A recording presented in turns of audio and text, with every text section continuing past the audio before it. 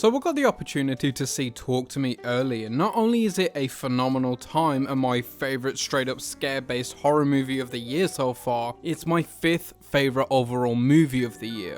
But it struck me in a way that just exemplifies why A24 horror movies work, or at least have a reputation. Now think about the best horror movies you've seen in the last few years, or at least the general consensus for great recent horror. Titles like X, Pearl, Midsummer, Hereditary, Bodies, Bodies, Bodies, The Witch, The Lighthouse, and others might come to mind. Now obviously it's not just those of course, but there are definitely some that cross your mind and they're all under the A24 brand, and I think that's for a reason. Well, several. First of all, it's important to note that A24 is mostly a distribution company, with only actually producing a few films, though that is slowly becoming more and more the case. But regardless, they're an independent company, therefore only have access to limited funds, or deal with movies made on limited funds. Now, horror has always at its core been about making something on a small budget and being creative in order to craft the perfect time with what little you have. Now of course that isn't true for all horror, there are many horror films made on high budgets, but in general that's a running theme in the genre and none exemplify that more contemporarily than the current A24 model. Now what comes along with these minor budgets is A24's ability to work with upcoming talent that otherwise wouldn't get a chance, because unless your name is James Wan or Jordan Peele, your ass is not getting a big boy budget or a look from any major studio. But Talk to Me is directed by Danny and Michael Filippo, who are more commonly known as Raka Raka on YouTube. Now, I was a teenager in the early to mid 2010s, so I was the target demographic for Raka Raka, and one thing that has always been very obvious about them is that their skits, which were a very popular thing around their channel's height, were a cut above the rest. The use of special effects were about as shitty as all YouTube skits, but the directing of action and the practical effects on the gore side were genuinely impressive for two brothers just making stuff on YouTube. So though there was no doubt these guys were basically wasted talent on YouTube, what wasn't so obvious was to what extent. Because now it seems so obvious that with what they were able to do with such little, would be a million times greater if given a better budget, which is relatively low considering the industry standard, but much better than what they were working with. For reference, Talk to Me cost $4.5 million to make, and it's so easy to see where every penny of that was spent. But when you look at things like the new Indiana Jones Dial of Destiny, that cost nearly $300 million to make, and I saw it. I don't know where that money went. But if we look at some of the more critically acclaimed films and commercially successful films of the past few years, they don't have incredible budgets like this. And you know, everyone that knows me knows how I feel about the Oscars, but to use them as a measurement really quick, the last 3 Best Picture winners combined budgets only come to $40 million. That's 3 of the most critically acclaimed movies in the past few years combined. It's ridiculous how expensive movies have gotten on average, it's ridiculous, but Talk to Me shows you what they can do with this money.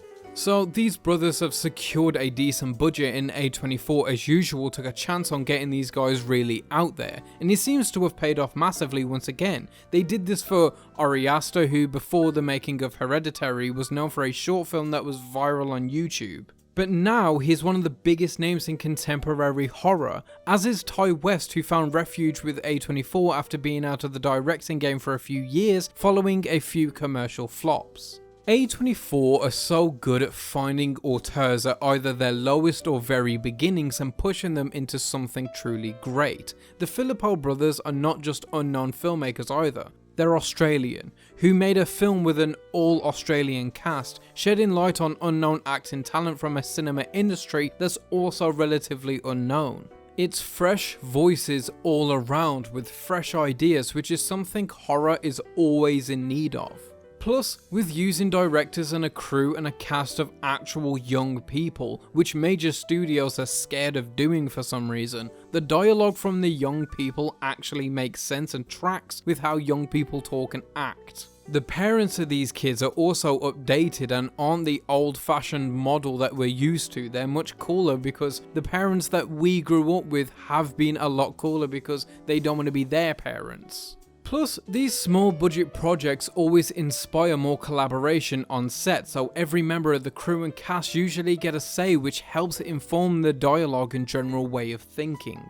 So just everything feels exciting and new, which goes for nearly all of the A24 horror films. They're original and new, and in a world of the Nun 2s and Insidious 6s, giving these future icons a platform to begin is essential, and audiences resonate with it. Especially the horror fanbase, because they're the one real large target audience who love and embrace the new. And without studios like A24, who are independent but still have a respected name and brand, people like the Filippo brothers, like Ty West, like Ari Aster, Helena Rain, wouldn't get half the chance, control or notoriety. But before I wrap up the video, I'd like to quickly discuss Talk To Me really quick. No spoilers of course, since it hasn't released yet, but since I was using it as an example, I thought I'd give my quick thoughts on it as a project. Also, since the film isn't available, I have no real other clips other than the trailer and interviews, so that's what you're going to be looking at for a while. So I believe this film is trying to make commentary on drug addiction or general addiction, and whether that's intentional or not, it works pretty extraordinary as an allegory, which I think is one of the greater things about horror. The interpretation aspect that's often involved with it, but they do regularly lean into a discussion on drug addiction, so it would not shock me if it were intentional. And aside from the possible allegory, the film is genuinely brilliant. As a directing duo, they aren't at all afraid to play with the camera, which definitely comes from their YouTube background, and this film benefits from it heavily. The way the camera often moves is kind of akin to Raimi, not as camp, but definitely fun in a way that a lot of horror films are afraid to be. And along with the camera movements are expert uses of suspense, tension building, and general mood setting, whether that be positive or negative, which makes the film earn its scares. There's jump scares for sure, but they aren't cheaply used or overindulged. They're tasteful uses of the technique whilst using general filmmaking to craft other scares out of you. Like the use of negative space and shapes and implied horror, which is much more difficult to pull off, hence why most horror films don't even try anymore. Also, like I said earlier, all the characters feel natural and real. Like yeah, in real life the idea of a possessed hand would inspire a lot of fuck that from me, but I'd be lying if I said that teenage me wouldn't definitely be fucking around with it with my friends, because we would be. Because teenagers are dumb like that, and they find shit like that fun. I mean, I was using Ouija boards and shit around that age, so this shit is totally believable, and to kind of turn it into a party trick is exactly what asshole teenagers would do. Plus, all this is obviously helped by the aforementioned young and relatively unknown cast, who are just crushing it. Every single one of them. Sophia Wilde, of course, is doing a great job as our main protagonist, but one of the more impressive performances is coming from Joe Bird, who's 16 and gives a sincere and horrifically earnest performance as Riley.